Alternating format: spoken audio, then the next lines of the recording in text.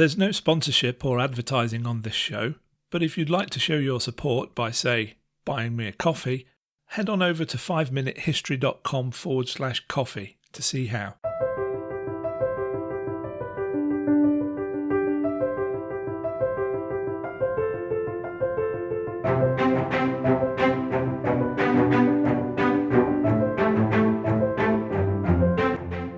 Welcome to the 5-Minute History Podcast, where every week we tell you interesting things from history in about 5 minutes.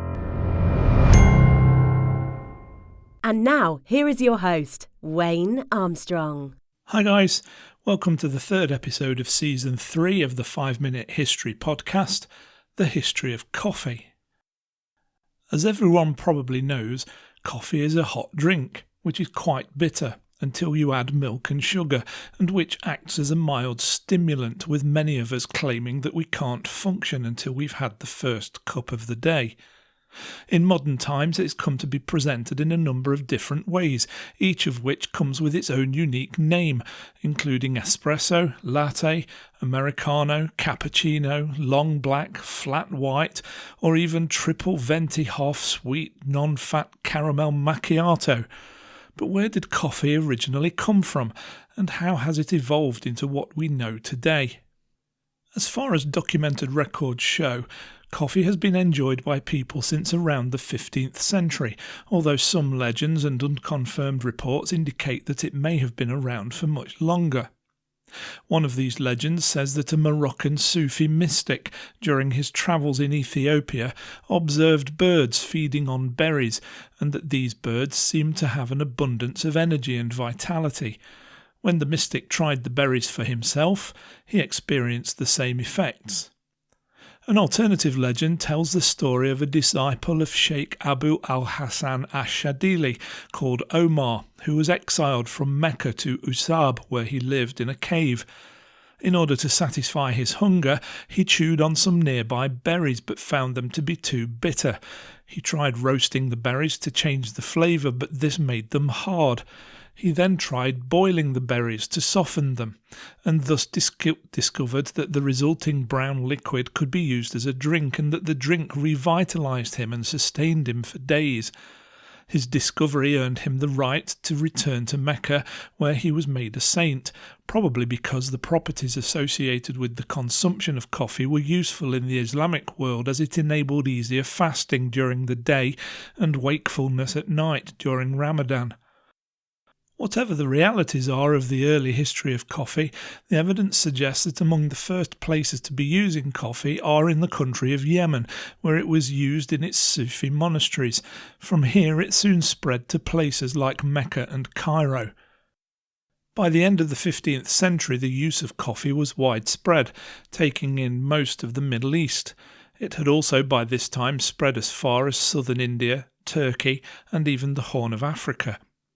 Coffee houses started to appear in Cairo, Egypt, as well as in Aleppo in Syria, and by 1554 they were springing up in Istanbul, the capital of the Ottoman Empire.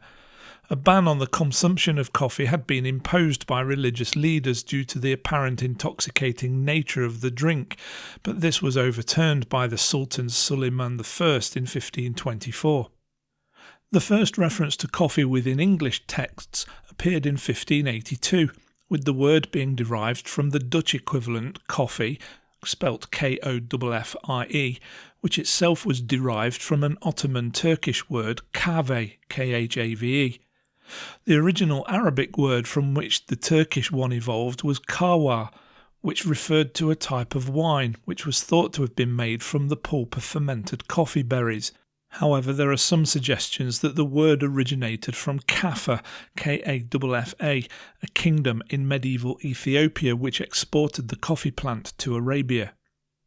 Whatever the origin of the word coffee, its progress through Europe started in Malta in the 1500s, through the slave trade, which saw imprisoned Turkish Muslim slaves continuing to make their traditional drink, even during the Great Siege of Malta in 1565, when these slaves were imprisoned by the Knights of the Hospital of St. John of Jerusalem, commonly known as the Knights Hospitaller. The drink became popular in Maltese high society, and coffee shops also began to appear on the island over the next few decades. In 1645, the first coffee shop opened in Venice, and then, following the defeat of the Turks by the Holy Roman Empire at the Battle of Vienna, the first coffee house opened in Vienna using the supplies obtained from the spoils. It is also at this point that it started to become popular to add milk to the drink. Through efforts made by the Levant Company, coffee was introduced into England, with ever-increasing quantities being brought in by the British and Dutch East India Companies. The first coffee house in the country was the Queen's Lane Coffee House in Oxford, which was established in 1654 and is still trading today. The first coffee house in London opened later in the same year, and 20 years after that there were 3,000 of them across the country. In around 1720, a French naval officer by the name of Gabriel de Cleur took coffee plant seedlings from the main botanical garden in France to the island of Martinique in the Caribbean. A blight had affected the cocoa plantations there, and so only 3 years later, coffee had replaced cocoa in most of them.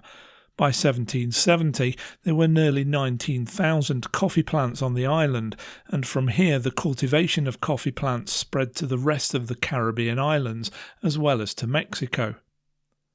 By this time, coffee had also appeared on the Isle of Bourbon, now called Reunion, in the Indian Ocean. However, the plant that grew there produced smaller beans, and so it was deemed to be a different variety of Arabica. The coffee produced in Mexico and Brazil is descended from the Bourbon coffee plant. It took a while for the Brazilian coffee trade to become established, but by 1893 its coffee had been introduced into Tanzania and Kenya, which shares a border with Ethiopia, the original birthplace of the drink, and so in only 350 years or so, coffee had completed its circumnavigation of the globe. As the world embraced the magical properties of the coffee drink, the demand increased exponentially, resulting in the coffee producers around the world needing to cultivate more coffee plants. Almost all of this large-scale cultivation resulted in the displacement and exploitation of the indigenous peoples of many countries. The harsh conditions under which these people had to work resulted in many uprisings which were brutally put down by the plantation owners. Since 1852, Brazil has been the largest producer of coffee in the world. In 2017, it produced 29% of the world's 9.2 million tonnes of green coffee beans, with its competition coming mainly from Vietnam, Colombia and Indonesia. The world's greatest consumers of coffee are the Nordic nations, with Finland at the top of the list, with each person consuming 12 kilograms of coffee per year. This is followed by Finland, Norway, Iceland and Denmark, with the United States ranked 25th. I hope you enjoyed that episode of 5 Minute History. If you did, why not say thanks by buying me a coffee. Head on over to 5minutehistory.com/coffee to find out how. Also, don't forget to check out the 5 Minute History YouTube channel at 5minutehistory.com/YouTube.